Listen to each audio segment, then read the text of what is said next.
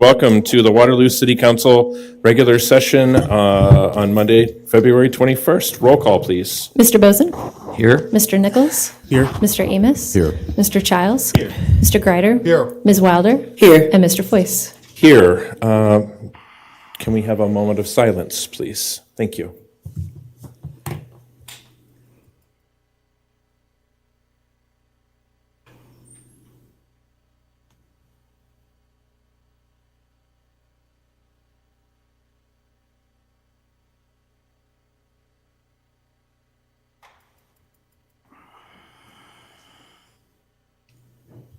Our pledge this evening will be led by Ward 2 Councilmember Jonathan Greider. If you will join me in the pledge. I pledge allegiance to the flag of the United States of America and to the republic for which it stands, one nation, under God, indivisible, with liberty and justice for all.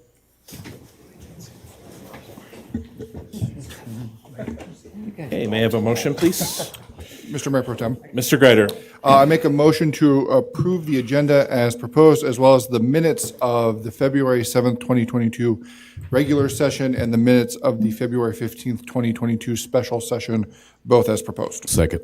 All right, we have a motion and a second. All in favor? Aye. Opposed? Motion carries. First up, we have public comments, and we do have two speakers this evening that have signed up. Mr. Dillaboo.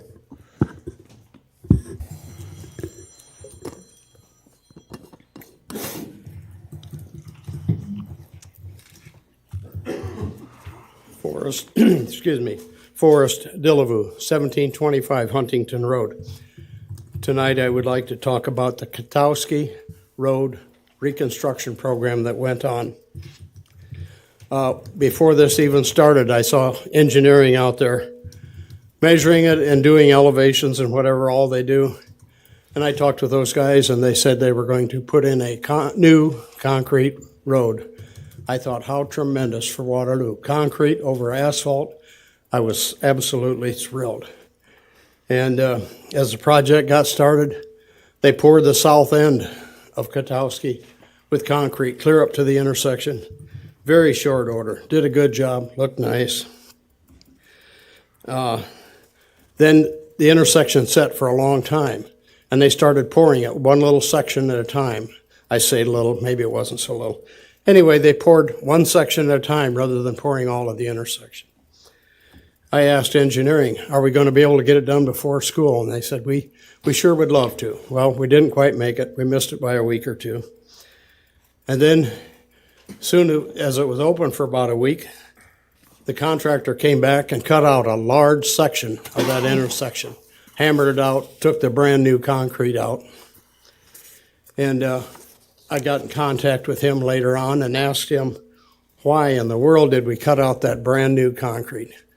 City's request. He said the city wanted it taken out. It wasn't proper, so we took it out.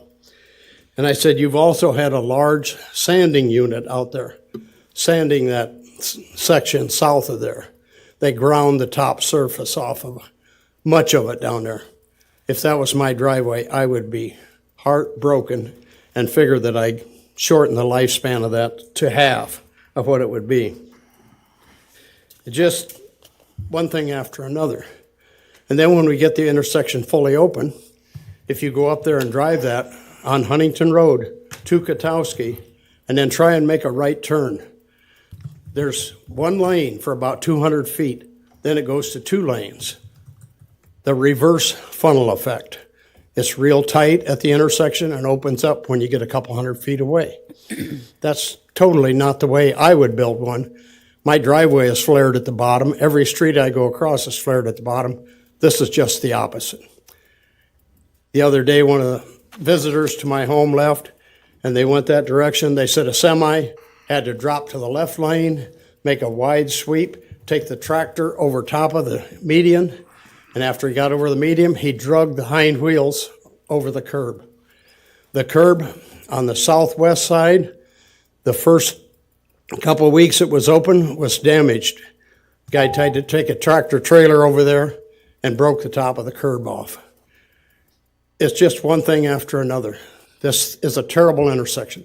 We ought to notify our emergency crews of the danger of this very tight corner. You take a fire truck or something around that corner. Do I have some time left? You have 2 minutes. Yeah, sorry. That was clerk error. I Sorry. thought you were cutting me short. Nope. We're adding. I can usually do it in 3 minutes, but anyway, I'm very concerned. I'm so concerned that I went to Cedar Falls and told those folks, handed them the drawing of the intersection, said you need to watch your emergency vehicles on here. I'd hate to have my scanner on and hear that an ambulance rolled over and laying on its side at the end of Huntington and Katowski. It just drives me nuts. We had an opportunity for one of the best streets in Waterloo with concrete and everything. Now we've got a cobbled up mess. I've been working with some of the council people. They've asked some questions.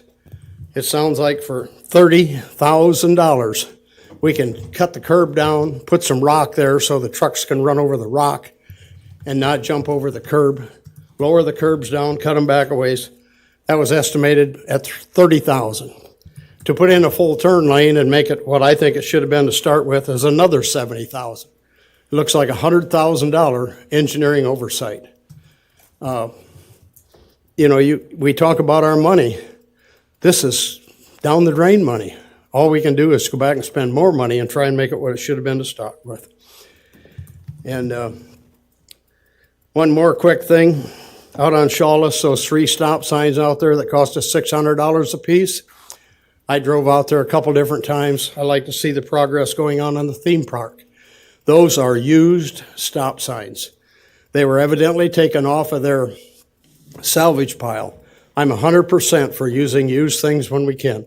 But to pay $600 a piece, $1,800 for 3 used stop signs, it just doesn't seem like the right way to spend the taxpayers' dollars. I urge you folks to all watch these projects, watch these overruns, watch these change orders. Thank you. Thank you, Mr. Dillaboo. Up next, Mr. Obadal.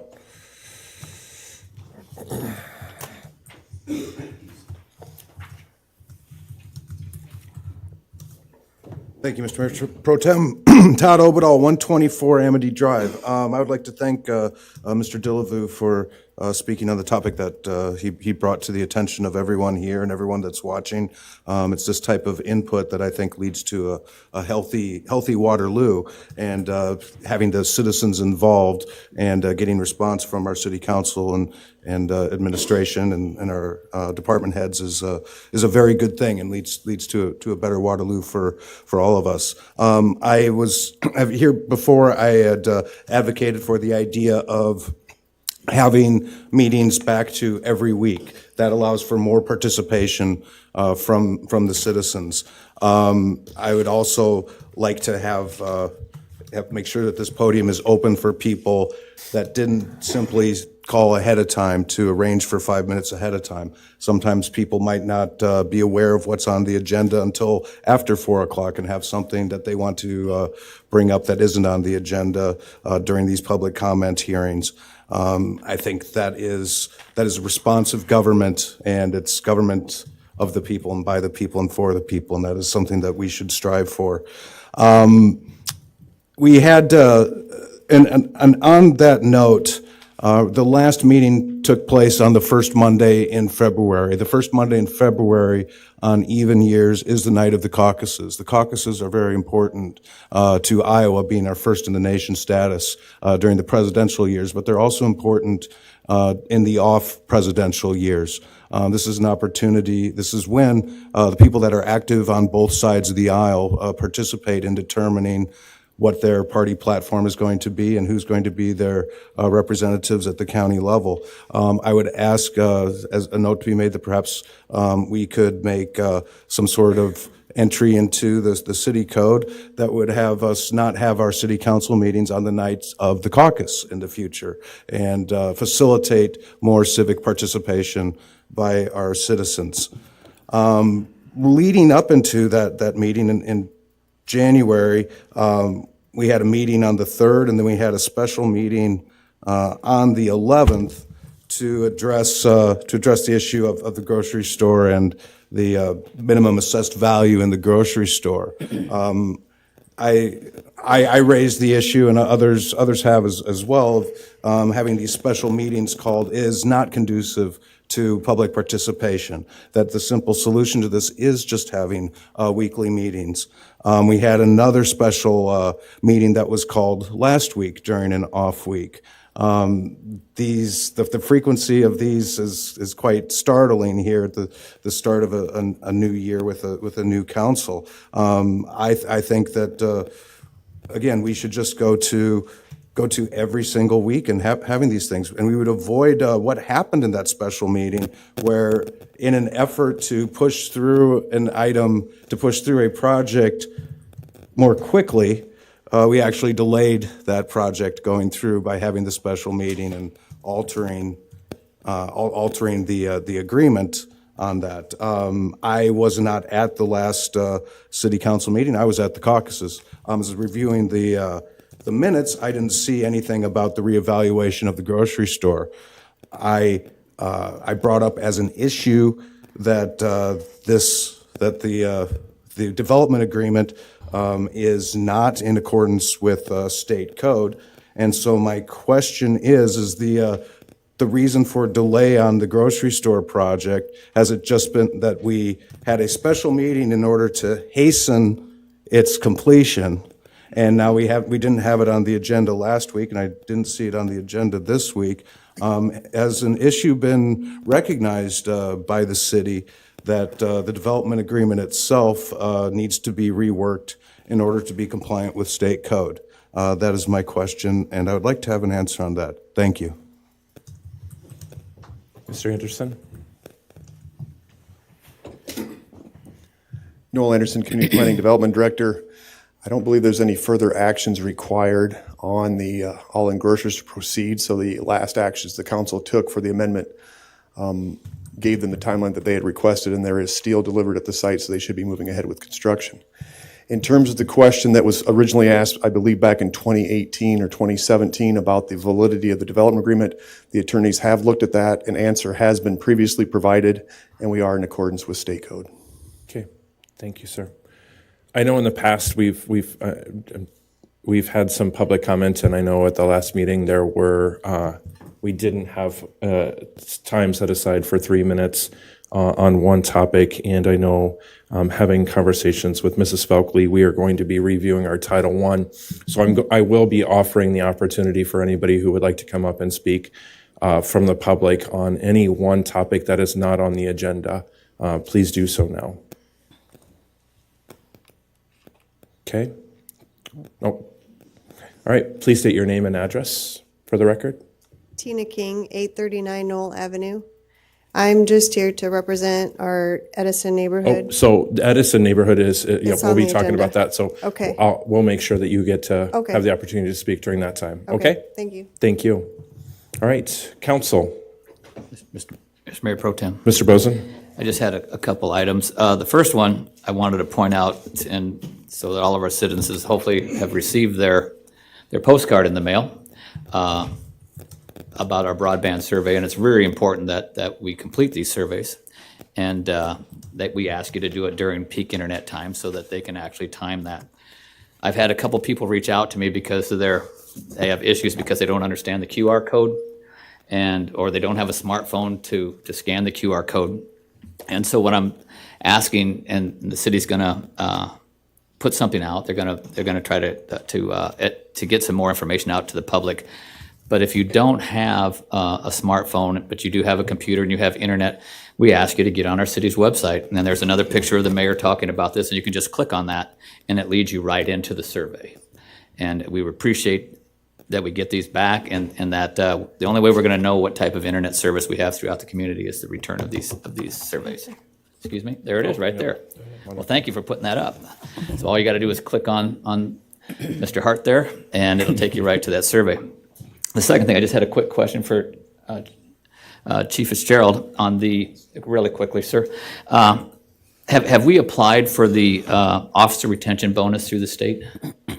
We were gathering the information for it. We just got notified of it on Friday afternoon, I believe. Okay. So we're getting a list together of all officers that are eligible for it.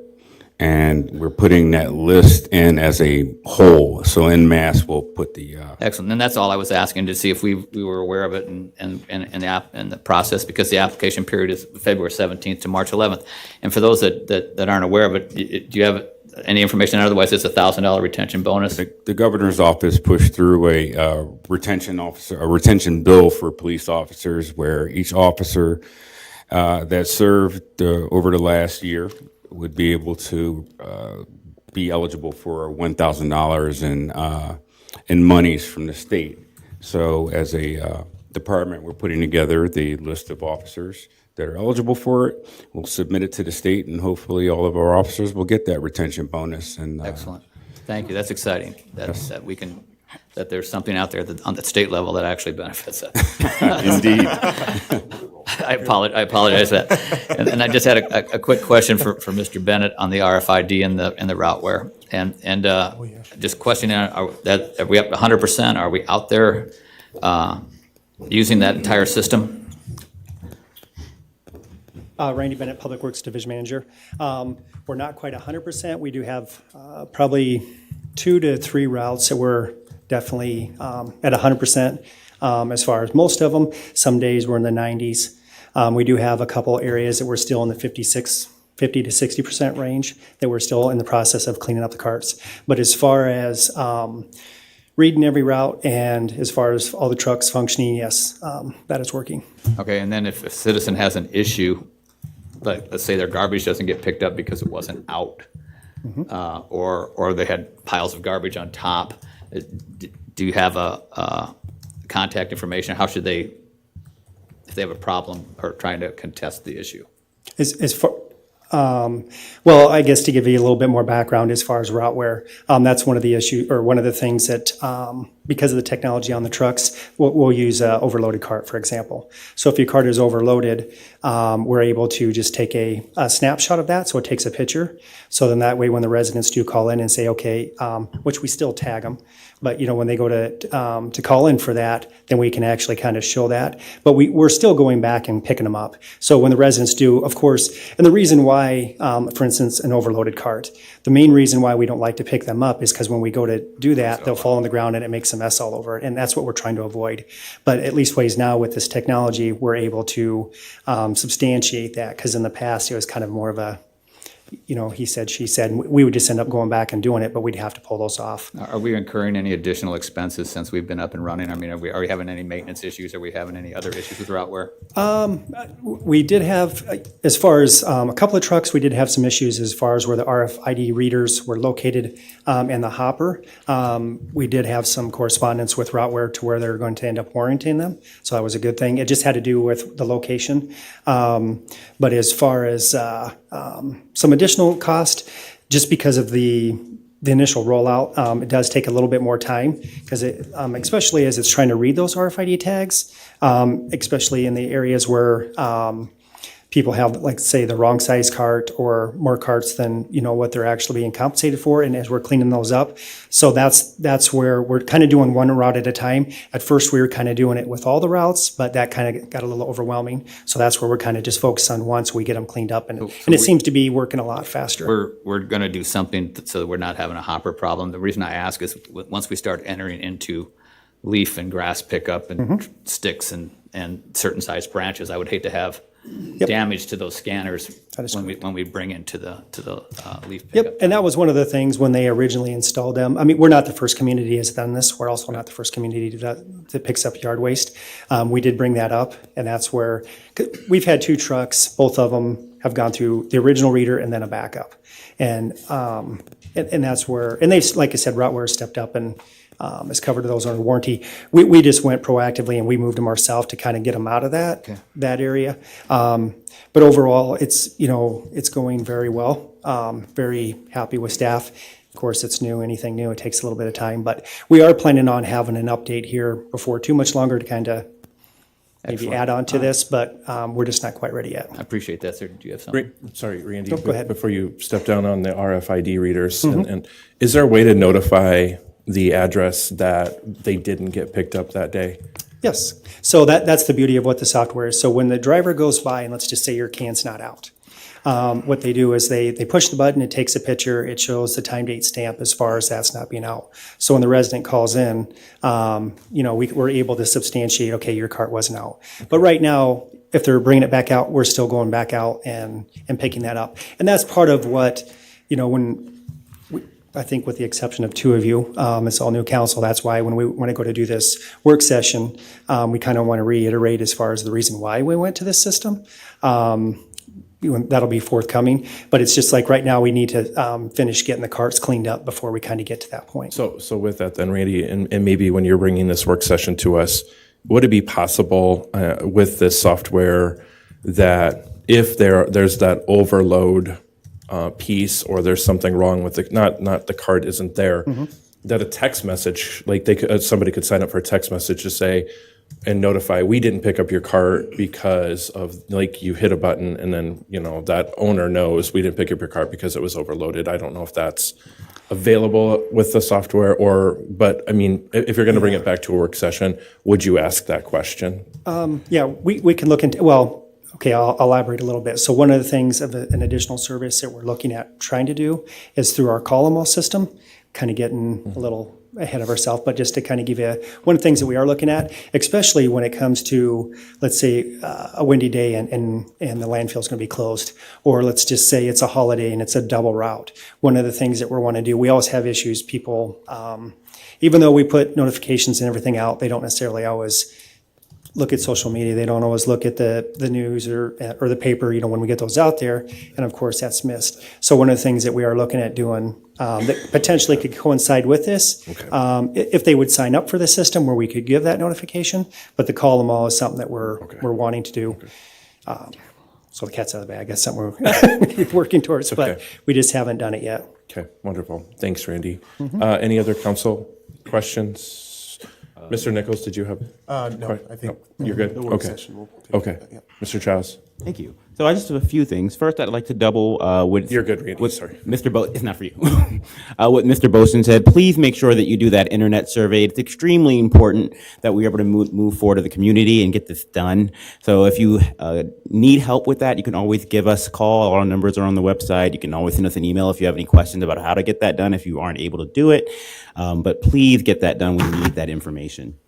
Secondly, just a little plug for Main Street Waterloo. They are hosting a golf tournament on May 24th that will directly benefit our downtown businesses. So please, if you're a golf player, and I know a lot of people are, consider joining that tournament. It's going to be a phenomenal event, and it'll be really great for our downtown. Lastly, thank you for those that came to my last ward meeting. It was great to finally get to meet some citizens in a situation that we could talk back and forth about city policy.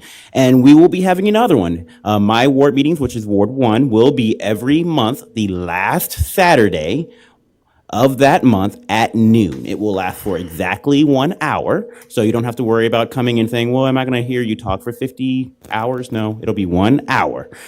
This month's meeting will be here in City Hall. So please, if you have the time, come this Saturday. I want to meet you. I want to hear your concerns. Again, here this Saturday, and then the Facebook page, and I have other ways that I'm trying to get the information out. So if you're here and you're in Ward 1, please, I hope to see you this Saturday. Thank you, Mr. Mayor Pro Tem. You're welcome. Any further? Okay. Mr. Mayor Pro Tem, Mrs. Wilder. I would just like to echo what Mr. Childs said. I am also having ward meetings for Ward 3. So if you are here and you do live in Ward 3, my meetings are the last Sunday of every month at 5 o'clock. Right now, for that information, you can go to neawilder.com, and then there will be a link via Zoom there. However, if you find that Zoom is not working and you'd rather meet in person, then I'm totally okay with opening that option as well. But I just wanted you all to know that I'm excited to meet you and get those concerns addressed and continue to be the representative that you need. So thank you. Okay, thank you. All right, can I get a motion to close public comment? Motion to close the public hearing. Second. All right, we have a motion and a second. All in favor? Aye. Opposed? All right, motion passes. Moving on to the consent agenda. Do we do the these first, or do we have to make the motion first? Okay, so I'd like to make a motion for to approve the consent agenda with the addition of 1A1 for bills payment Monday, February 14th, 2022, in the amount of $3,376,696.88, and for Monday, February 21st, 2022, in the amount of $1,191,834.28. Second. All right. On that, we have some, roll call. Mr. Bozen? Yes. Mr. Nichols? Yes. Mr. Amos? Yes. Mr. Childs? Yes. Mr. Greider? Yes. Ms. Wilder? Yes. And Mr. Foyce? Yes. All right. Now we have some appointments. Tom Christensen to Leisure Services Board, Jake Connor to the Plumbing Board of Licensing Examiners and Appeals, Diane Phelps, Marilyn DeCoster, Sandy Greco, and Rashonda Young to the Cultural Arts and Commission. And I know we have a couple of those people here, so if you would just stand up. And let's honor you. Thank you for your service to the city.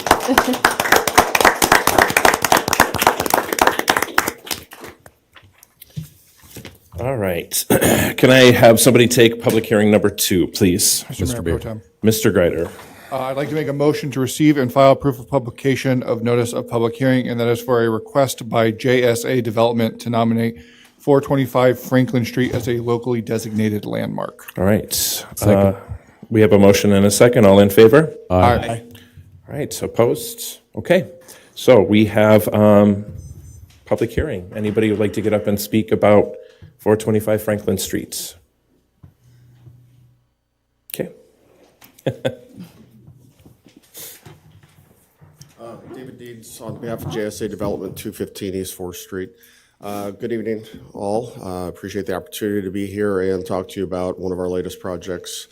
This will be the 24th rehabilitation project we've completed. This one's not done yet, but we'll be starting, I should say, in the downtown core and very close adjacent areas. So we're pursuing this under the Waterloo Historic Preservation Code, which has been on the books probably 40 plus years at this point. This local designation will give us access to state historic rehabilitation tax credits, which are necessary for us to do the project the way we would like to do the project. So our initial part of the project will be to restore the facade of the buildings to more, to what it represented when it was built up until about 1982 when it was remodeled.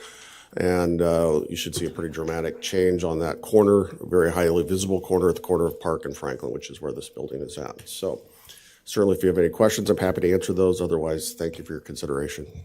Thank you, Mr. Deeds. Any further public comments? Okay. Mr. Mayor. Yes, sir. Pro Tem. I'd like to make a motion to close the hearing and receive and file oral comments and recommendation of approval of the Planning, Programming, and Zoning Commission and the Historic Preservation Commission. Second. All right, we have a motion and a second. All in favor? Aye. Opposed? All right, thank you. Mr. Mayor Pro Tem. Yes, sir. I'd like to make a motion to receive, file, consider, and pass for the first time an ordinance to designate 425 Franklin Street as a locally designated landmark. Second. All right, motion and a second. Roll call, please. Mr. Nichols? Yes. Mr. Amos? Yes. Mr. Childs? Yes. Mr. Greider? Yes. Ms. Wilder? Yes. Mr. Foyce? Yes. Mr. Bozen? Yes. Mr. Mayor Pro Tem. Yes, sir. I'd like to make a motion to suspend the rules. Second. Motion has been made with a second. Roll call. Mr. Amos? Yes. Mr. Childs? Yes. Mr. Greider? Yes. Ms. Wilder? Yes. Mr. Foyce? Yes. Mr. Bozen? Yes. Mr. Nichols? Yes. Mr. Mayor Pro Tem. Yes, Mr. Greider. I'd like to make a motion to consider and pass for the second and third time and adopt said ordinance. Second. All right, motion and a second. Roll call, please. Mr. Childs? Yes. Mr. Greider? Yes. Ms. Wilder? Yes. Mr. Foyce? Yes. Mr. Bozen? Yes. Mr. Nichols? Yes. And Mr. Amos? Yes. Thank you. Number 3, please. Mr. Mayor Pro Tem. Mr. Amos. I'd like to make a motion to receive and file proof of publication of notice of public hearing, and that is for the sale and conveyance of city property located at 235 Newell Street in the amount of $175,000 to James Kufo. I believe that's the pronunciation, hopefully, so. Second. All right, we have a motion and a second. All in favor, say aye. Aye. Opposed? All right. We have, does anybody have any public comments on number 3? Going a second time? Okay. Mr. Mayor, I'd like to make a motion to close the hearing. Second. We have a motion and a second. All in favor? Aye. Opposed? Okay, thank you. Mr. Mayor Pro Tem, I'd like to make a motion to adopt a resolution authorizing the sale and conveyance of city-owned property located at 235 Newell Street in the amount of $175,000 to James Kufo, and authorizing the mayor and city clerk to execute said documents. Second. Okay, council, any questions? Mr. Mayor, Yes, sir. is this the third house in the Newell Street development, those three houses? Yes, yep, third house in the Newell Street development, so, correct. Any further questions? Roll call, please. Mr. Greider? Yes. Ms. Wilder? Yes. Mr. Foyce? Yes. Mr. Bozen? Yes. Mr. Nichols? Yes. Mr. Amos? Yes. Mr. Childs? Yes. All right, number 4, Mr. Mayor Pro Tem, Mr. Nichols. I'd like to make a motion to receive and file proof of publication of notice of public hearing for a request by Panther Builders LLC for a site plan amendment to the R-1, R-P Plan Residence Districts and C-P Plan Commercial District for the construction of 32 single-family homes located west of 420 Harwood Avenue, former Edison School site. Second. We have a motion and a second. All in favor? Aye. Opposed? No? All right, so we do have one speaker who signed up, Steve Harvey. I'm Steve Harvey from 610 Inglewood Avenue. Lived in that neighborhood for over 25 years now, and I think this is absolutely the best thing that could happen to that neighborhood, to get some more single-family homes in there. We have so many rental properties, and I think this would kind of bring some life back into it. I know we had talked about it before. Noel and I talked about it years ago, and this was kind of the initial idea. The lots, a lot of people are saying that's too many houses for that area. The lots are the same size as what we have. Actually, some are bigger, so it'll fit in well. I don't think there'll be any issues with services from the city to get in and out of there, the way the street looks like it's laid out. I just think it's a really good idea. And some of the other ideas that other people have put in place were that these are going to be too expensive for our area. Actually, I don't think they are. If you look at the price of everything now, everything's crazy. This is a fairly low-priced entry home that they're building. Granted, it sounds like a lot of money, but you split that up over 30 years, it's not that much. On top of that, and people don't really understand this, when the housing market, the prices are high, interest is low. When it goes the other way, when the houses are low, interest is high, it's the same money. So I just think it's a really good idea for our neighborhood, and it'd be great if you guys could approve it. Thank you. Thank you, Mr. Harvey. Any other public comments? Tina King, 839 Knoll Avenue. I am also for the development and think that it's really a good idea. He said it eloquently. I like what he said, so I'm all for that. All right, thank you, Ms. King. Any further comments?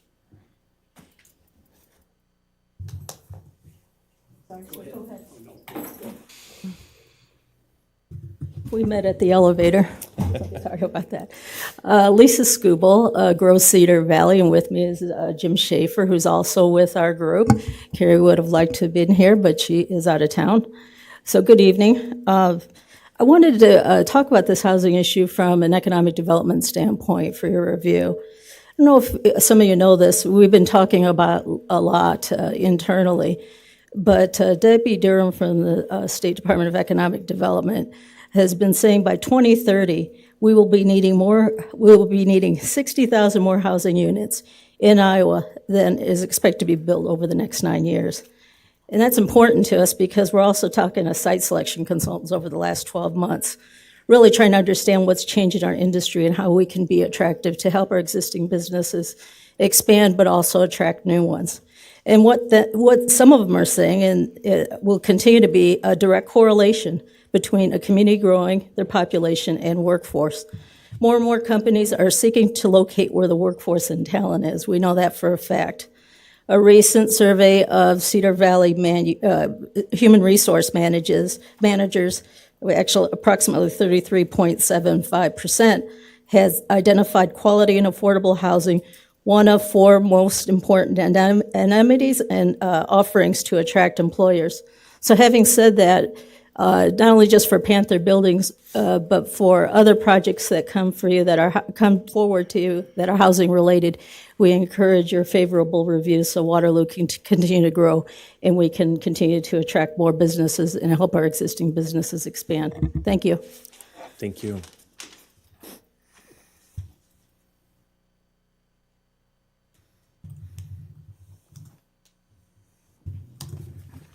Forrest Dillevue, 1725 Huntington Road.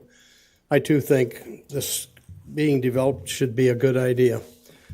I have unofficially heard that we are going to put in streets and storm sewers. I hope the developer explains that when he gets up here and explains what's going on there. And also, I have a question about the map that flashed up there a minute ago. Is the park going to be the total north end of that from alley to street, or have they taken a corner out? That's a question. Mr. Answer Man? Yeah, could we have the map back up, please? I missed that. Thank you, Mr. Hudding. There it we is. go. Thank you. Yes, I'm going to ask Kevin to help me with this. Kevin, if you could come to the mic. Does this look accurate to you? I'm going to have Nick, our engineer. Okay. We're going to get everyone involved here. We want to make sure we get it right. This looks accurate. If you could Sorry, introduce name and address, yourself, please. Thank you. Nick Brewer, 2920 McLean. Yeah, this looks accurate as to the last exhibit that we submitted, and there's no change. It'll extend from the alleyway all the way to the street. Right.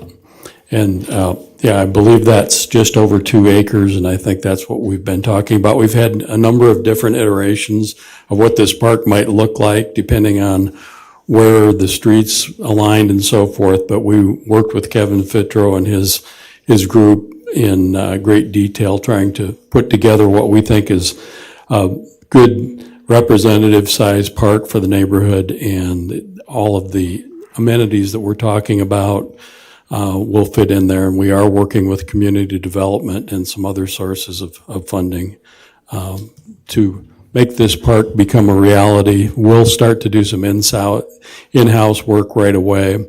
Yeah, that's a better depiction there. Thank you. That's the actual aerial photo with the development superimposed on it. So I guess the short answer was yes. I'm not sure. Are there any other questions for me? It's a better diagram of it. Yeah. There you go. No. Okay. Thanks, Paul. Yes, thank you. All right. Any other public comments from the audience? My name is Jay Heilman, 641 Evergreen. I've been following these meetings for 10, 12 years now, so I had to come to the last one. I'm in agreement with this. There's a couple concerns that I have. One of them is the size of the lots. You compare this to, say, there's other areas that, like Habitat for Humanity, is building houses with lots that are almost twice the width. So if you want to put a garage beside your house, you can use that, or you can drive beside it and put the garage behind it. So that's a concern that I have. And it'd be fewer homes in there, and that's out of their bottom line. But it would fit in with the neighborhood better. The 40-foot wide lots, sure, there's other lots there, a lot of them are that size, but that's the smallest. There's nothing any narrower than that in the neighborhood. So just as a reference. The other thing is the people that live on Kirkwood, when they take that alley out, that's an alley now, and replace that with the street, with the stormwater drainage, which will have to be there. Those people are going to have a problem, and I think they should be reassured that it's going to be get done in the quickest way possible, so they can not lose access to half their property. And there's nobody that has a driveway in the front. Everything's from that alley, so that'll be a big deal for them. So anyway, I'm ready. Wonderful. Thank you. Thank you for your time. Please state your name and address for the record. Thank you. Janet Collins. I live at 538 Magnolia Parkway. I've lived there for 47 years. The lots are my biggest concern, and that many houses on that small of an area. My lot is 40 by 125. I've lived there for 47 years. It was great. We bought it when I was 20 years old. I am now not 20 years old. I'm a little bit smarter. The problem with it is we had our children there. We raised our children there. Now my children are adults. They come back home with their children. I don't have enough room in my kitchen, and I would love to add on so my kids can come home. We have a place in my house. I can't because my lot will not allow it. I have no place to build onto. People over here, I can hear when they fight. People over here, I can hear when they flush their toilets.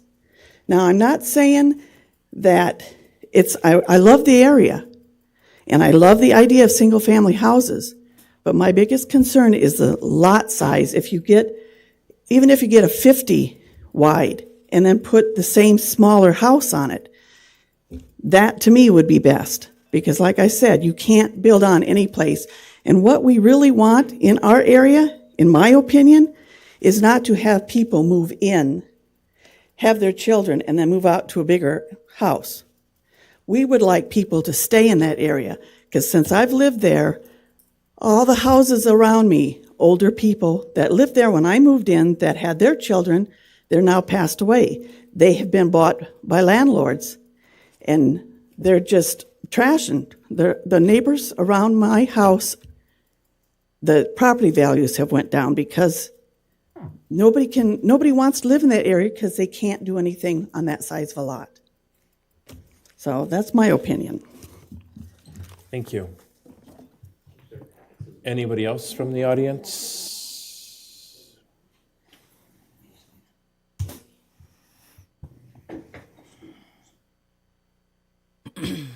Hi, Rachel Neal, 1056 Evergreen Avenue. I also represent the Edison Neighborhood Association as the president, and I just wanted to share the neighborhood's excitement over this development. I also want to say thank you first to both Panther Builders and to the city. I know last year when a development came through that the neighborhood was opposed to and felt would be detrimental to the area, I feel like the city really heard what the neighborhood said that they wanted, and it's exciting to be back here, yes, less than a year later, looking at this again rather than having that sit stagnant. I know the neighborhood has really been hurting, and I think it's just been kind of sitting at a stall point since the school came down. You know, it really just left the neighborhood feeling like there was a hole there, and we have seen a lot of families leave the area, and there's not a lot of growth anymore in that area without the school. And so we're really excited for what Panther Builders has brought. We believe that these homes would be an excellent addition to the neighborhood. We feel like they have a nice organic feel to the neighborhood. So they're going to stand out because they're new, but otherwise we think that they're really going to fit in well. I think that they will be able to sell well. It's going to bring in families, which will bring in new opportunities. It's going to bring growth, and I think it will revive the neighborhood and just really start to see some excitement grow again and just bring something back. And so we're really happy with that. Thank you. Wonderful. Thank you. All right. Anybody else in the audience? Kevin Fitro, Panther Builders. Just speaking to a couple of the things. First question was on the curb and gutter and the street design. We have spoken and worked through with engineering on all of that design for it to be curb and gutter with intakes as needed by engineering's requirements and SUDAS, so that we can make sure those streets are performing from a stormwater standpoint as they should be and as the rest of the neighborhood is. I can very much appreciate, and I hope everybody understands how excited we are to be partnering with Waterloo, with Paul and Todd, with Leisure Services on the park, to bring something like this to the community. Some of the comments that I've heard through the P&Z tonight is we're developing to what the old was, and we're not making any changes. When if we look at most of what's happening in life right now is things come back full circle. Ford Bronco came back out. We have bell-bottom jeans and platform shoes. All these things are coming back full circle, and as I drive different states and I drive communities with today's housing, what we're bringing to you right now with these houses, front porch, parks, community feel, that is what you're seeing national builders bringing to markets today. And I know the Cedar Valley and I know Waterloo wants something like that, and we want to bring the ones to bring that to it. If you look at some of these subdivisions that I've shared with Noel, with city planning, and hopefully to the council, these communities are developing at 26, 35, and 40-foot lots. We're not asking to go that low, but when you see communities allowing 1,800 lot subdivisions with $300,000 to $500,000 homes going in, and they're going in on 26-foot lots with 3-foot side yards, there's something there that talks about the noise suppression not being something that we have or can handle by going 2 and 4 and 5 foot wider. In our own communities here, we've done 5-foot side yard lots with $400,000 and $500,000 homes. Where we're going with today with land prices, with escalating prices in building, we are going smaller, Chicago style. What I've shown you to this point, we are always going to see all the rest of our communities, the rest of our planning are going to be moving to smaller lots. So looking at what we're doing here with what we're bringing at a $250,000 home, a moderate priced home, which is something that our community badly needs, that's where I would say I ask you to look at what we are bringing as a whole to the community and pass that through. All right. Thank you. Thank you, sir.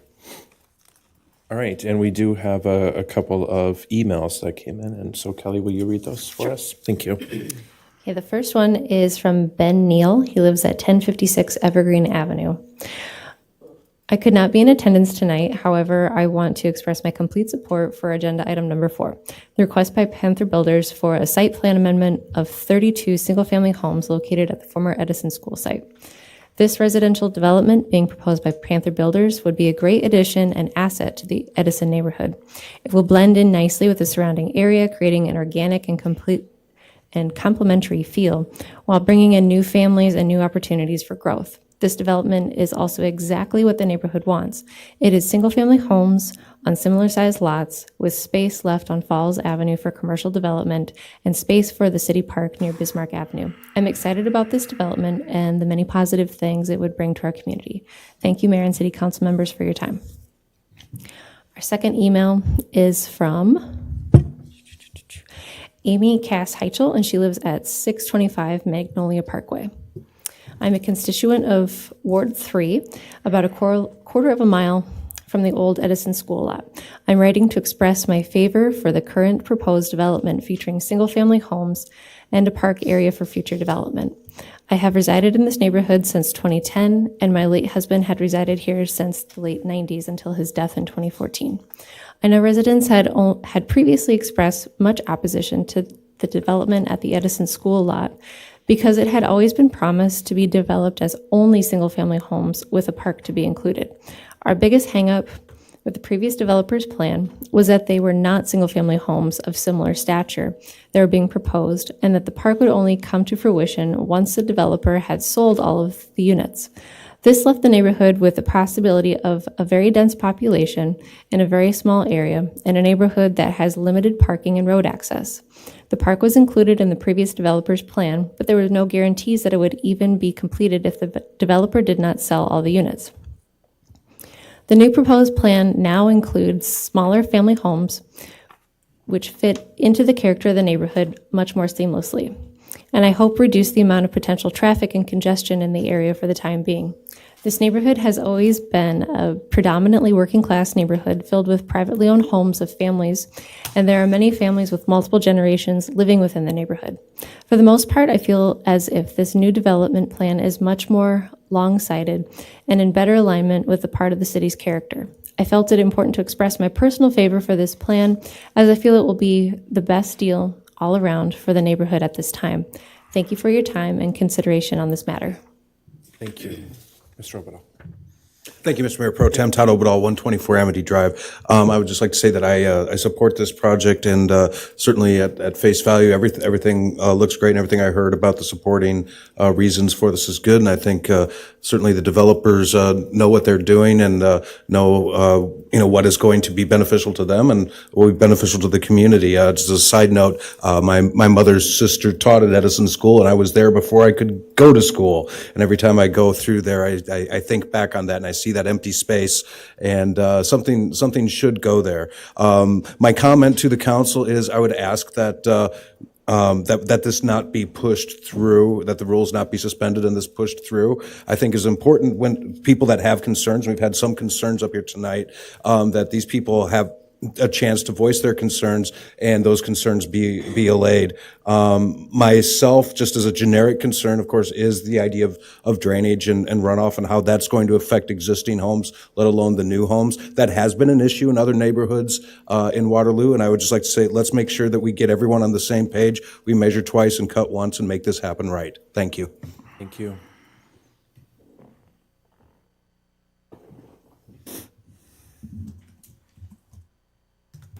Paul Heading again, Leisure Services Director. When I was up here before, I failed to mention, we do have a couple commissioners here tonight, but the Leisure Services Commission has endorsed this plan to include the park as shown on the second image with the aerial. So you do have the endorsement of our commission. Thank you. Thank you, Paul. All right. Any further comments from the audience? Going a second time? Mr. Mayor Pro Tem. Yes, sir. No, hold on. We need you to close the public hearing. Thank you. Sorry. I'd like to make a motion to close the public hearing Can you read that? for the request by Panther Builders LLC for a site plan. Oh, sorry. I'd like to make a motion to close the hearing and receive and file oral and written comments and recommendation of approval of the Planning, Programming and Zoning Commission for the request by. Nope, that's it. Second. That's it. That's Second. it. Okay. All right, we have a motion to close the hearing. All in favor? Aye. Say aye. Opposed? Okay. Okay. Now, Thank you. the next, I need you to make the motion. Okay. Thank you. I'd like to make a motion to receive and file and consider and pass for the first time an ordinance amending ordinance number 5079 as amended, City of Waterloo zoning and ordinance by amending the official zoning map referred to in section 10-4-4, approving the site plan amendment to the R1-RP Plan Residence District and C-P Plan Commercial Districts for the construction of 32 single-family homes located west of 420 Harwood Avenue, former Edison School site. Second. So we have a motion and a second. Council, questions? Mr. Nichols. Now it's time. Jamie, could you speak a little bit to some of the changes that have been made for the sewer and gutter conversations you've had with the developer? Sure. Jamie Knutson, city engineer. We've had numerous conversations with Mr. Fitro and his engineer about requiring curb and gutter through there, which they have agreed to. We've also discussed the need for storm sewer through there, which they've agreed to put in. I will point out that we haven't seen the details yet.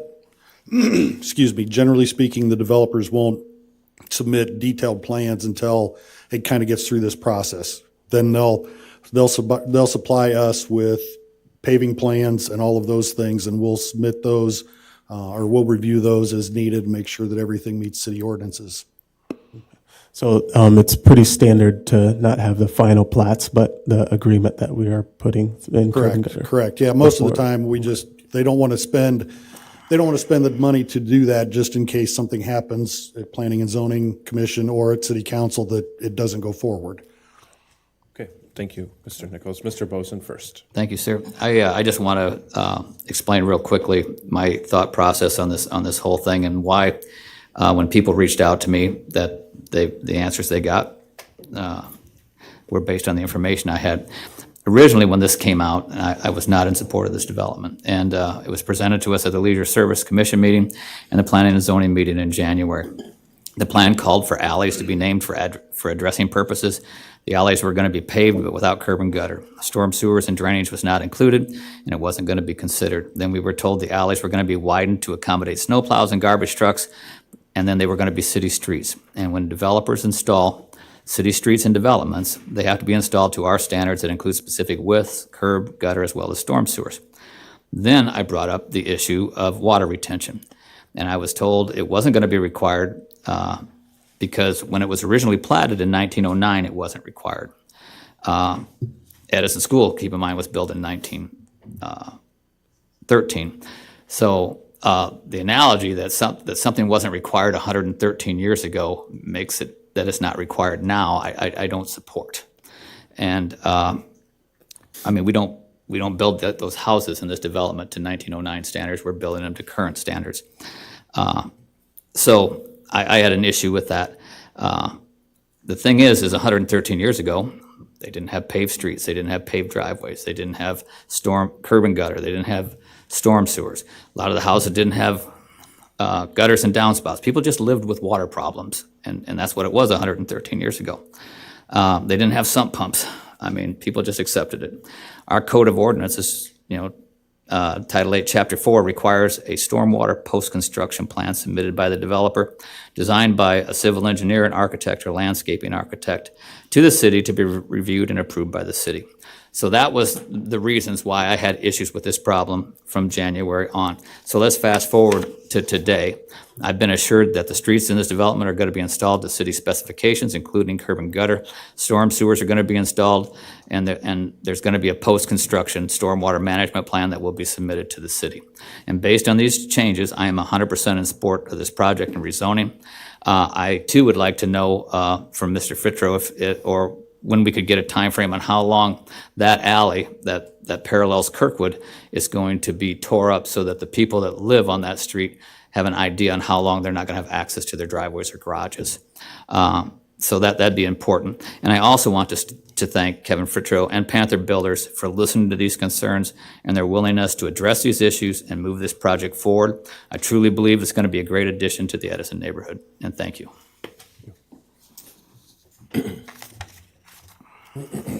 Kevin Fitro, Panther Builders. To Councilman Bozen's question, we would do the sewer water, we would do the development process before we would tear up that street. So when we're ready to start streets and do our paving, we would take out what's there currently, repave it right away. So it would just be the minimum time that it takes to tear up and relay. I don't have Nick could answer better to time frame, but a couple, 3 weeks time frame to take it apart. So what you're saying is that all that work is going to be done east of the alley, so it won't affect those people during the infrastructure, putting in sewer, water, electric, and all that things? Yep, correct. Okay, perfect. And then they'll only have minimal disruption. Yes. Perfect. Thank you. Okay, thank you. Mr. Amos. Mr. Mayor Pro Tem, I listened to Mr. Oberdahl and some of his concerns. I listened to a couple of individuals that had concerns as far as lot size and those things, but I also heard the gentleman who said that he was concerned about the lot size. He did not say that he was against the development. So my question is, from a standpoint of, maybe Noel, the developer, can answer this, timeliness. Is this something that we can suspend the rules for 2 weeks, or would they prefer that we go ahead and move with it right away? Mr. Pitcher or Noel, about suspension of the rules. About suspension of the rules. And moving forward quicker rather than wait. I mean, if we wait, it'll be 2 more weeks, and then we had to read it a third time, we'd be a month away. Yes, So. no, I fully understand that. I knowing that it's important for the citizens to have a voice, I wouldn't personally ask that. Our goal, if it comes down to seeing the drainage plans and seeing all of that with engineering, as Mr. Knutson said, we won't start on that and get it really put together until we know it's a go. And our hopes was to start developing as soon as we could this spring. So I guess I would turn it over to the council to, if they felt like, hey, this is a strong enough opinion to move forward, then yes. Okay. If you want to hear it, we'll wait. Okay. Thank you. Mr. Mayor Pro Tem. Mr. Greider. So I'm fully in support of this development agreement. I know, like some of our speakers have said, there was concerns about the last proposal last year. I think that this particular proposal really gets at several of the things that we need to be looking at as city on a micro level.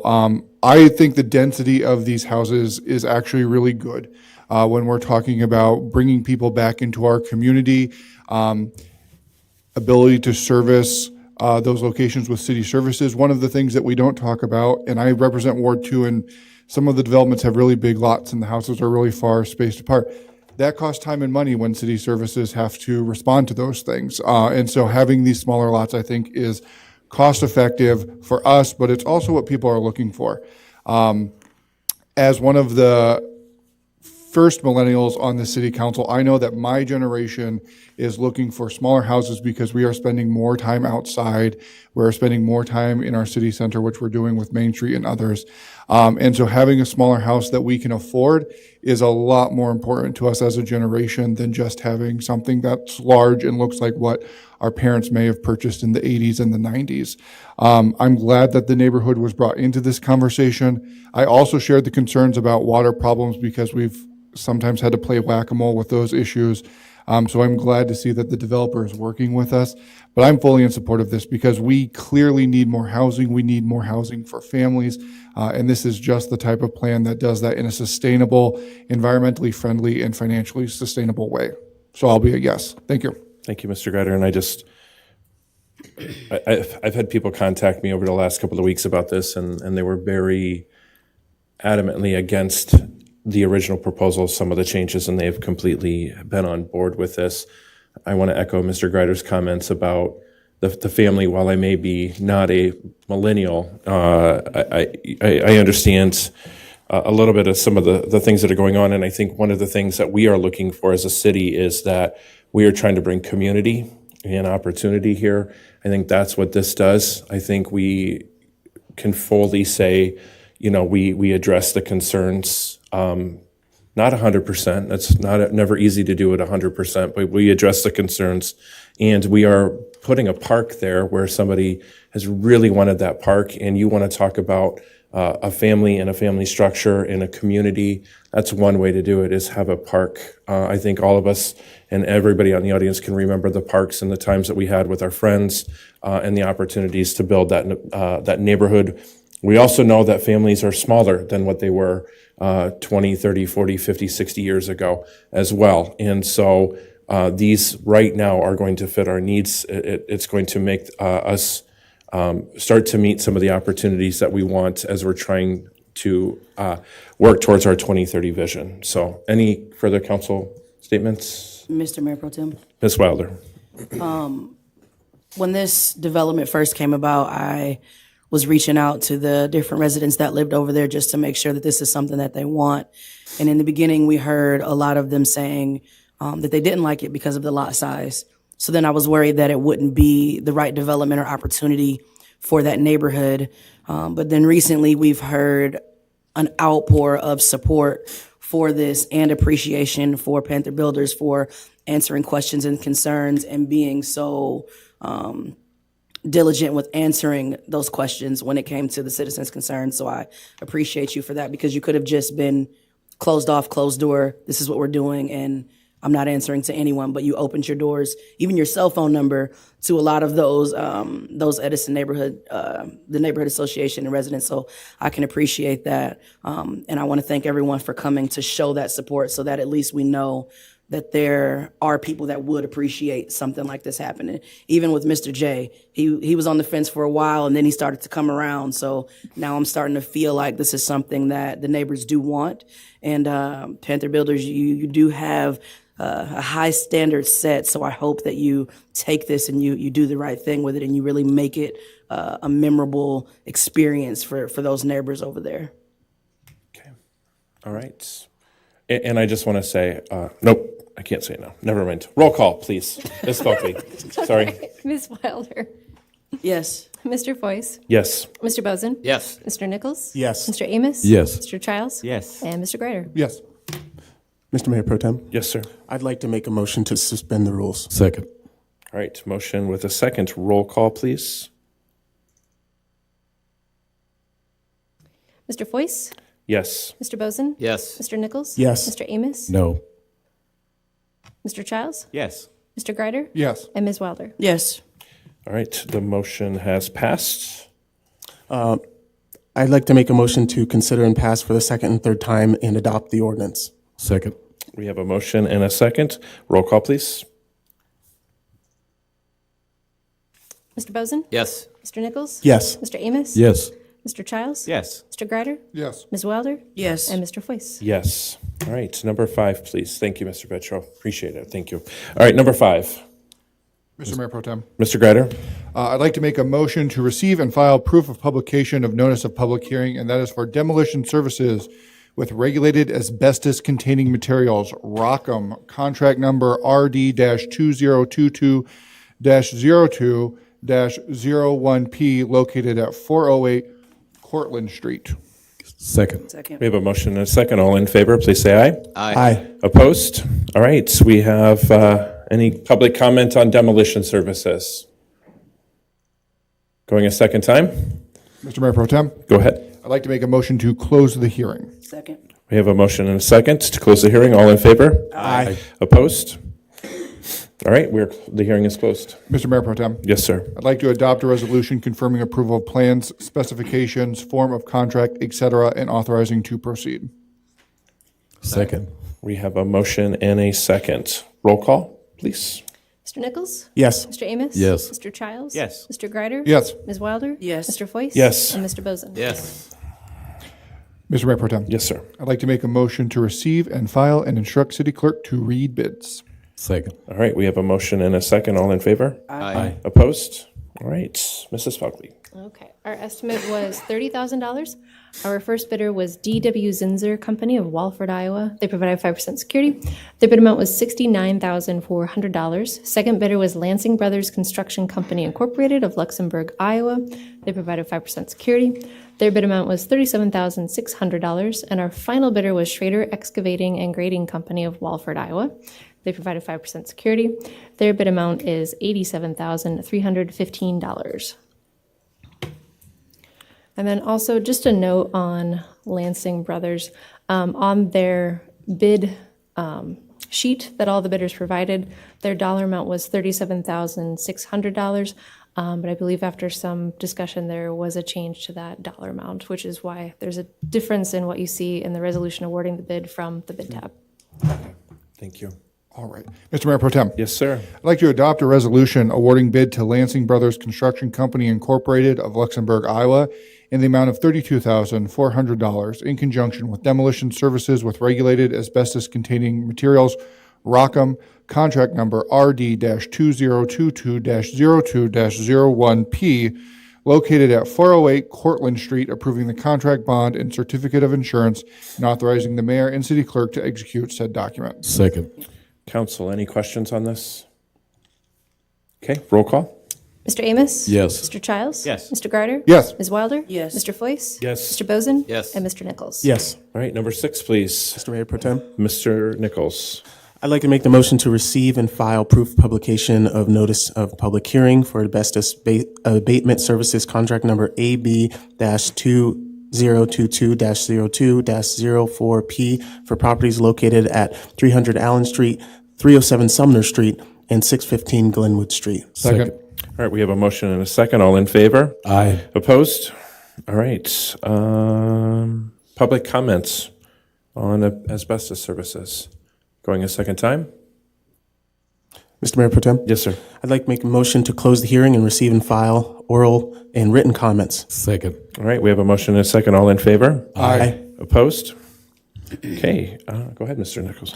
I'd like to make a motion approving a resolution confirming approval of plans and specifications, form of contract, et cetera, and authorizing to proceed. Second. We have a motion and a second. Roll call, please.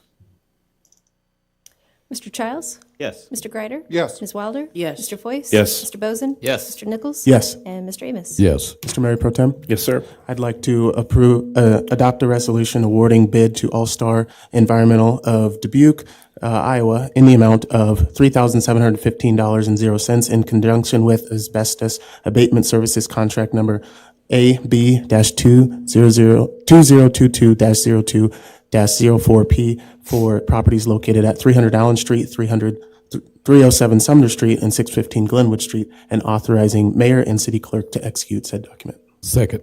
All right, council questions? All right, roll call. Mr. Greider? Yes. Ms. Wilder? Yes. Mr. Foyce? Yes. Mr. Bozen? Yes. Mr. Nichols? Yes. Mr. Amos? Yes. And Mr. Childs? Yes.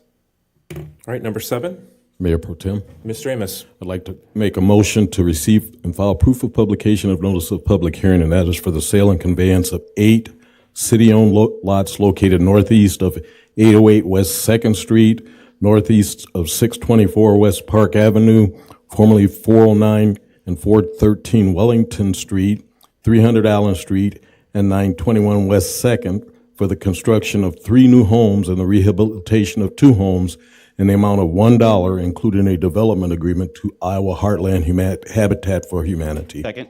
We have a motion and a second. All in favor? Aye. Opposed? All right, public comment on habitat houses.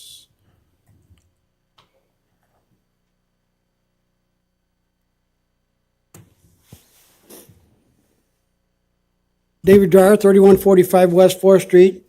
I know we've done some business with Habitat for Humanity, but is this something that's out there for anyone to grab? Or is it just that we're developing a rapport with Habitat or with Habitat, and no one else has a chance to grab this up or the opportunity to do this? And do they get the same, if it is, do they get the same funding allowance that we have had with Hawkeye? Because I know we gave them, I think the first house was $130,000, and I don't know how much of that money we got back or whatever. But it seems to me like some time ago there was a couple that wanted to buy the lot next to their house to build a garage on, and I think they ended up paying $1,000 or $2,000 for the lot, and we keep selling stuff at $1. Doesn't make sense when we get at one person and we let the other person have a big chance. Thank you. Mr. Anderson, would you like to address Mr. Dryer's concerns? Noel Anderson, Community Planning Development Director. So the city of Waterloo, since August 5th of 2019, has had an infill program for the infill of lots within existing subdivisions that are at least 20 years old and at least built up 60%. We adopted that policy to try and pick up the little empty lots in some of the older neighborhoods, as there's very little cost to the city of Waterloo because there's already water and sewer nearby. They're already sweeping the street. They're already plowing the road. So it's a very good investment for the city. That program essentially, if it's privately owned land, someone can come in and sign a development agreement saying they're going to build the house here. We showed that the lot is an eligible lot and they can get $5,000 for their investment in the city of Waterloo. If it's a city-owned lot under this program, we generally sell them for $5,000, and when they build the house and get the certificate of occupancy, they get the $5,000 back, and they get an additional $5,000 for the infill program. So it ends up netting the same private or public. In terms of this program, so Habitat is requesting this $5,000 infill program. It is open to anyone. We've actually done a number of developments through this, and we'll be doing a presentation to council in the near future to kind of go over that and how the program is working. In terms of us selling land for $1,000, I believe that was on Reed Street. The couple was not willing to commit to building the garage, but said they had intentions to do it. So again, we're looking at the return on tax base to the city of Waterloo guaranteed, because we just sold another house or another lot on Williston where the couple did commit to building a new garage, so we sold it for $1. So that's kind of the difference you see there when we're selling them, is whether or not they're willing to sign the development agreement. By state code, the city can't give land away for $1 without showing some public improvement coming back, so we do it through the development agreements, showing the added taxable value, the added permit value, and the investment in the neighborhood. Thank you, Noel. Appreciate that. Any other public comments? Going a second time? Mr. Mayor, Pro Yes. Tem, I'd like to make a motion to close the hearing and receive and file oral comments. Second. All right, we have a motion and a second. All in favor? Aye. Okay, motion carries. Mr. Mayor Pro Tem, I'd Yes, like sir. to make a motion adopting a resolution authorizing the sale and conveyance of city-owned property located at 808 West 2nd Street, northeast of 624 West Park Avenue, formerly 409 and 413 Wellington Street, 300 Allen Street, and 921 West 2nd Street, in the amount of $1 to Iowa Heartland Habitat for Humanity, and authorizing the mayor and city clerk to execute said documents. Second. All right, we have a motion and a second. Council, questions? Mr. Mayor Pro Tem? Yes, sir. Noel, to address Mr. Dreyer's question, if somebody was interested in purchasing one of these lots or being a part of the infill program, as he said, he was wondering if anybody could do it, how would somebody reach out to your office, or how would somebody contact you in order to be able to do that? Sure, Noel Anderson, Community Planning Development Director. So we have a list of city-owned properties on the website. We're looking to update that and maybe create an interactive map to kind of help people find those. But you basically contact the planning department at 319-291-4366. You can ask for myself. You can ask for Adrian Miller or Tim Andera, and we'll work through the development agreement process with someone if they'd like to acquire either a house or a lot for rehab or new construction. Thank you. Mr. Bozen. Thank you. This is for Noel also. And I do remember I brought up at one of our work sessions about that interactive map, and I would really like to see us move forward with that. One of the things we could do with an interactive map is if have all of our 657A properties on the map, you could click on that property and see pictures of it. You can see a map where it's at. And then you would have a drop-down menu where you would have information. Well, I brought this up at work sessions. He's already got one. I haven't seen it yet. No. We have one in place yet? Matt. Oh, hold on. Okay. That was to Noel. We don't have it on the website yet. Oh, okay. We're working on that. Okay. Mr. Nichols. I can speak to that. Okay, so as Noel mentioned, there is an Excel file on the website that has it listed. And what I just did on my own time personally is I took that Excel file and I went to Google Maps, and through Google Maps, you can overlay an Excel file of addresses onto a map. So I kind of done that personally as myself. But I think what Noel was referring to is they're planning on updating that file, and then doing a similar thing that I did and overlaying onto Excellent. a map so it's interactive and has all that information. I would really like to see that, and then also if there was a drop-down menu where if you had questions, it would list the departments, the people to call, the people to email, as opposed to just one email address, so that we had point of contact for each item that they would be interested in or questions about. I mean, I think it would really benefit and move these lots quicker. Yeah, thank you. Okay. Any Mr. other Mayor Pro council? Tem. Ms. Wilder. Proceed. Mr. Boson, does that, what you're talking about, is that kind of like the map that that we created with all the different wards on it? Something like that, but with their information? Right, but then it would also have, it would just have a spot on each 657A property that all you would do is just touch that spot, and you'd have a map, you'd have photographs of the property, you'd know what kind of house it was if there was a house on it. Yeah. And then you would have a drop-down menu that would give you all your points of contact for any information, whether it was for waterworks, whether it was for anything like that. And there should be, hopefully there would be a point of contact that if there's an assessment on that property. Mm-hmm. Because people really get caught up in that. Yeah. Buying a piece of property and not knowing that there's an assessment on it. Shame on them, but still it happens, and then all of a sudden they've got a huge bill on top of that. Right. So what I would suggest maybe is emailing the mayor and Noel and just asking for that. So that way the mayor and Noel can work together to find time for the staff to put something together like that. So Especially since we have GIS now, people.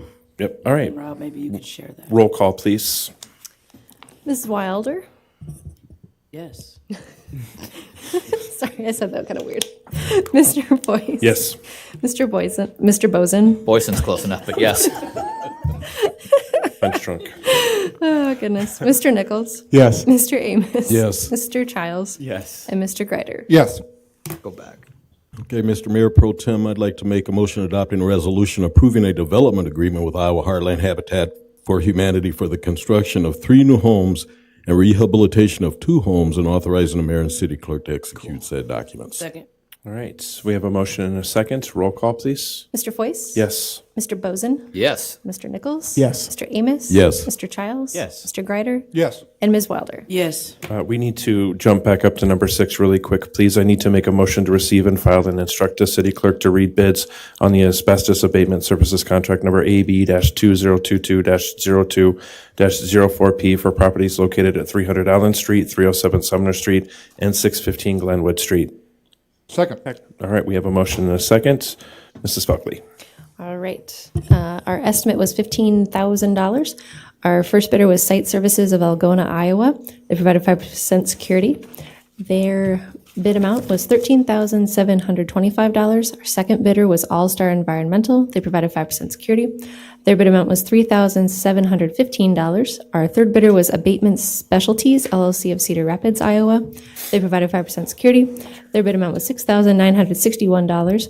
Our fourth bidder was REW Services Corporation of Des Moines, Iowa. They provided 5% security. Their bid amount was $4,629. Our next bidder was August Ent LLC of Jefferson, Iowa. They provided 5% security. Their bid amount was $4,100. Our next bidder was Active Thermal Concepts of Hiawatha, Iowa. They provided 5% security. Their bid amount was $16,699. And our final bidder was Advanced Environmental of Waterloo, Iowa. They provided 5% security. Their bid amount was $4,650. Wonderful. Under resolutions, can I have somebody take 8? Oh, We need a voice vote. oh, sorry, voice vote. All in favor, please say aye. Aye. Opposed? Thank you. All right, now, resolutions 8, 9, 10, and 11, please. Mr. Mayor Pro Tem. Mr. Greider. I'd like to adopt the following resolutions. One, a resolution resetting date of the budget maximum levy public hearing as March 7th, 2022 at 5:30 p.m. to approve the maximum levies as required by state, instruct the city clerk to publish said notice, and rescinding resolution number 2022-097.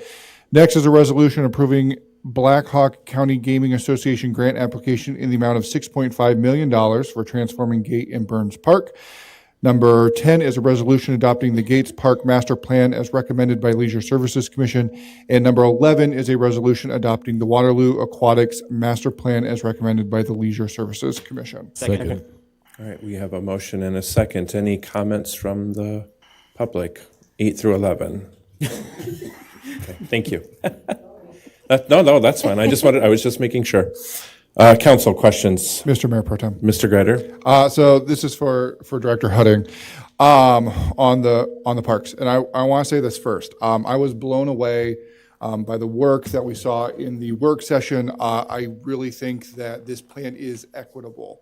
I really do. And I think we don't need to be equal, but we need to be equitable. In talking with constituents, the biggest two concerns that I'm hearing is one is that Burns will get done first and then Gates will be left behind. So I want to make sure that you can assure the public that these two things are married together tightly, that we're not going to leave one side of the city out in the cold. The other one is I would like for us to see as a council and the public as well, what that transportation plan is going to look like between those two. When we get closer and have it more finalized, I understand that it doesn't probably exist right now, but those were the two biggest things. People want this. They just want to make sure it is equitable for both sides of town and that we are not leaving any part of the population behind. Paul Hudding, Leisure Services Director. I'm not good at two-part questions. Is that 2 or 3? But I'm going to do my best. We do intend to marry this. In fact, the mayor and I presented to the Gaming Commission Board this evening earlier, and we had other funders there as well because they were interested in the project. It's being called, just as it says, I think, on one of these, Gates, Transforming Gates and Burns Park. To have them all done, the whole project done at one exact same time isn't going to happen, and I don't think that's what you're saying, but I just want to be clear. Our best case, and we have to raise quite a bit of money here, but best case as that funding comes in a year from this coming spring, we could start. We would most likely start at Gates Park, so that the pool would continue to function for hopefully another year if it makes it that long. But we would potentially start at Gates Park by demolishing the Gates pool and then beginning to use the fill. And I'm not going to get into every detail of the plan because we don't want to be here all night, but we would utilize that fill to then begin to shape the property for the other amenities. So we would actually see Gates happening first. There are some portions of the Gates Park plan that may be phased, and most particularly there's a center, what I call the Chamberlain property. There was a meeting today. I wasn't able to make it, but Mr. Anderson was there with our consultant and staff, and there are a number of things that need to be addressed on that Chamberlain property before we can just go out there and build a park. So that may require some phasings. But all that said, our intent would be to start with Gates and then move to the Aquatic Center at Burns second. The equity and equality gets confusing, but the current cost estimate is approximately $8 million for each park.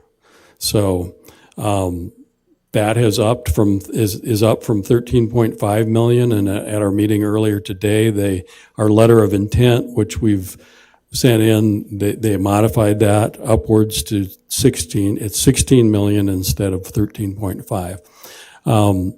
We're asking you tonight, as part of this overall motion, to approve our submitting that grant application for 6.5 million, which we will do. We've so far only done the letter of intent. We need your permission to move forward. And we also want both of these plans to be adopted by you as a body. They've been adopted by the Leisure Services Commission at their last meeting, and we have 2 commissioners here tonight if you have questions for them. Did I miss the transportation? That's something we have to develop, but it's clearly spelled out in the recommendations from Ballard King that that's an important component. And it's not a one-way transportation need. As we see it, we're building 2 transformed major facilities on either end of town. So we see that there's going to be a need and a demand to transport both ways. So many years ago, we had a kids trolley that was successful in getting kids to go to a number of venues. It wasn't just 2 parks. It was a number of parks and the art center and other things. So we need to kind of look at potential partners, possibly the library. Maybe this is a more comprehensive transportation through the summer months, but we fully intend to include that as part of the plan. To make it work right, we have to. Thank you. Mayor Pro Tem. Yep, Ms. Weidler. Don't run yet. I have a question for you. So when we are talking about that transportation plan, what is the cost looking like for those youth? Is this going to be something that has no cost, or is it low cost? We'll be working with Met Transit, Waterloo schools, look at the options. I'm not prepared to tell you what the cost is, but I'd be surprised if it was no cost. I think we're going to have to bring partners in and work with one of those 2 entities, or there may be others out there that we haven't looked at yet. But there will certainly be some cost, but we'll be putting that into our budget or asking for help from community funders to do that. Probably a combination. But I don't have the exact numbers yet, sorry. Sorry to interrupt. And then could you also speak on the program that y'all are going to run at the Sportsplex, that drowning prevention course or class? It's actually, kids are signing up for it today. We had a gap in this program during COVID, but it's 5th and 6th graders throughout Waterloo Community Schools are eligible for an extramural swim program. And it's a very basic level, become comfortable in the water. You could almost call it a drowning prevention program, but it's not something new that we're doing just because we're removing Gates Pool. It's something that we'll build upon that we're already doing. So if you want more details than that, our aquatics person is not here tonight, but she can help me answer any detailed questions you have later. But it is a program that's ongoing. Okay, last thing. It was paused, though. I'll be quick. Last one. When you do have those conversations, can we consider opening that up to more than just 5th and 6th graders? Because there are a lot of kids on the northeast side of town that they don't know how to swim at all. I think that would be a conversation we'd have to have with the schools. Actually, the schools are a funding partner right now for that. So and to clarify, it's not at the Sportsplex per se. The transportation goes to Central's pool, and that's where the instruction occurs at Central. But we could look at expanding that. We'd have to bring our partners with us. Okay. Thank you. Okay. All right. Council, any further questions? All right. Roll call, please. Mr. Bozen? Yes. Mr. Nichols? Yes. Mr. Amos? Yes. Mr. Childs? Yes. Mr. Greider? Yes. Ms. Wilder? Yes. And Mr. Foyce? Yes. 12, 13, and 14. Mr. Mayor. Mr. Amos. Mr. Mayor Pro Tem. It's okay. I'd like to make a motion adopting a resolution approving the Iowa Certified Local Government 2021 Annual Report and authorizing the mayor and planning staff to execute said document. Next is a resolution approving a development agreement with Iowa Heartland Habitat for Humanity for the construction of 18 new homes, including $90,000 infill incentive upon completion, and authorizing the mayor and city clerk to execute said document. And finally, a resolution approving a temporary construction easement agreement with River Plaza LLC in the amount of $861.68 in conjunction with the reconstruction of the Park Avenue Bridge located at 10 West 4th Street, and authorizing the mayor and city clerk to execute said document. Second. Any public comments?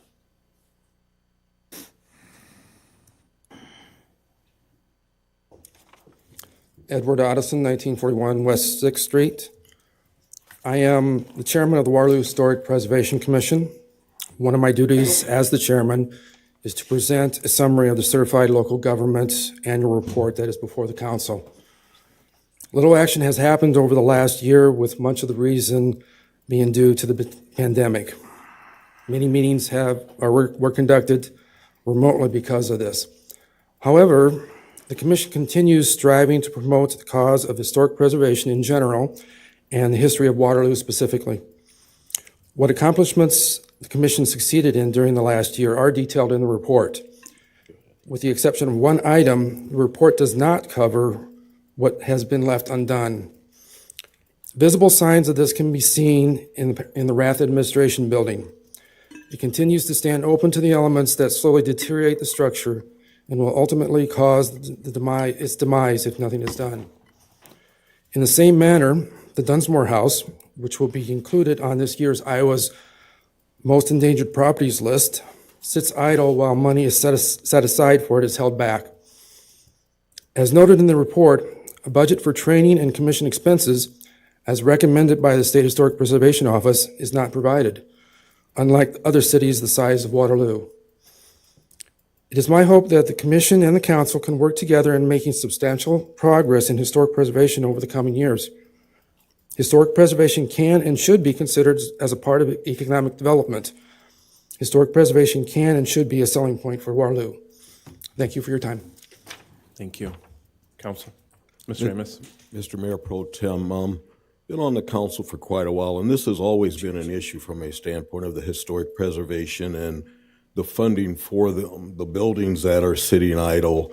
The Rath building, I've been here about that since I've been on council. So I guess my thing is, and I don't know who to direct this question to is but how do we go about seeing to it that these funds are starting to flow in that direction? Because for me, before being on council, historic preservation wasn't on my radar in any way, shape, or form. But thanks to the councilman that I sat next to for years, Councilman Morrissey, it's there. So it's just a matter of, for me, that's something that we really need to seriously start taking a look at. Okay. Mr. Mayor Pro Tem. Mr. Bozen. I had just something on number 13, and I had some initial confusion because when I read the development agreement, it appeared that we were building 18 new homes, and there was a time frame on those homes to be built by May of 2023. Then I find out that 13 of these homes are already built or in the process of being built with this development agreement coming forward for the $5,000 infill per house. And I support Habitat 100%. I also would like to see a work session on infill development. What the general public I don't think realizes that, like this $90,000, that's bond money. We're borrowing for that, and that adds to our CIP. And we have a number of projects. I mean, when you look at 32 homes at Edison, that's $160,000. You look at 21 or 22 homes behind the YMCA. Now you're talking $110,000. It just continues to compound. And originally, CIP was designed to, not CIP, but the infill development was designed for 657A properties. And I do believe that a lot of these properties are 657A, or most of them are. But in a lot of areas, they're not. And so we've expanded that, but we've also increased our bonded indebtedness. So I look forward to a work session. I support this resolution, but I do think that we need to have a work session on incentives. Thank you. Thank you, Mr. Bozen. Council, any further questions? All right, roll call, please. Mr. Nichols? Yes. Mr. Amos? Yes. Mr. Childs? Yes. Mr. Greider? Yes. Ms. Wilder? Yes. Mr. Foyce? Yes. And Mr. Bozen? Yes. All right, 15, 16, and 17, please. Mr. Mayor Pro Tem. Mr. Greider? I'd like to adopt the following resolutions. First is a resolution approving an amendment to the development agreement in Iowa with Iowa Heartland Habitat for Humanity, originally executed on March 5th, 2018, to include $20,000 of infill policy incentives for 4 new homes constructed in the Walnut neighborhood, and authorizing the mayor and city clerk to execute said document. It's just like being at home. Next is a resolution approving an amendment to the Development and Minimum Assessment Agreement with VI2 LLC, originally executed August 5th, 2019, to extend the construction timeline for the construction of a new 3,000 square foot commercial building located at the northwest corner of San Martin Drive and Kimball Avenue, and authorizing the mayor and city clerk to execute said document. And last is a resolution approving a development agreement with Haas Builders LLC for the construction of an infill lot on Sheridan Road, located north of 329 Sheridan Road, including $5,000 in incentive payment upon completion of new home, and authorizing the mayor and city clerk to execute said document. Second. All right, we have a motion and a second. Anybody from the public? Okay, council questions? Mayor Pro Tem. Mr. Bozen. Again, on 15, this document was originally implemented March 5th of 2018. This was before 2019 when we started doing the infill. This agreement also gave them $28,000 worth of grant money up front on this program. I guess, again, it goes back to our ability to continue to pay infill development. I believe these homes in the Walnut neighborhood meet the 657A. The one on resolution number 17 is not a 657A property, I don't believe. And I did have a question on 16 from Mr. Anderson. What is the time frame with this new development agreement for getting a building up? Because this is out of compliance for the original development agreement, correct? Mr. Anderson. For the Haas Builders? Resolution 16 on Kimball and San Martin. Oh, yes. Sorry. Noel Anderson, Community Planning Development Director. I have too many papers here. So yes, Mr. Vandersea had originally wanted to be on construction there about 2 years ago. With the pandemic hitting, his clientele that his tenants he's trying to get into the new building were restaurants. So obviously they were very uneasy moving ahead, signing any kind of a lease or anything with him. So he had to pause the construction or pause the plans for it. He's now ready to move ahead and is asking for a new timeline. Obviously, we're still supportive of the project, and we've been working with him for some design criteria in that area to make the site work very nicely. So do you have a time frame on when he's expecting to have something before us or before you for construction? Yes. It would now be completed by March 31st, 2023. Okay, thank you. Thank you. Any further council questions?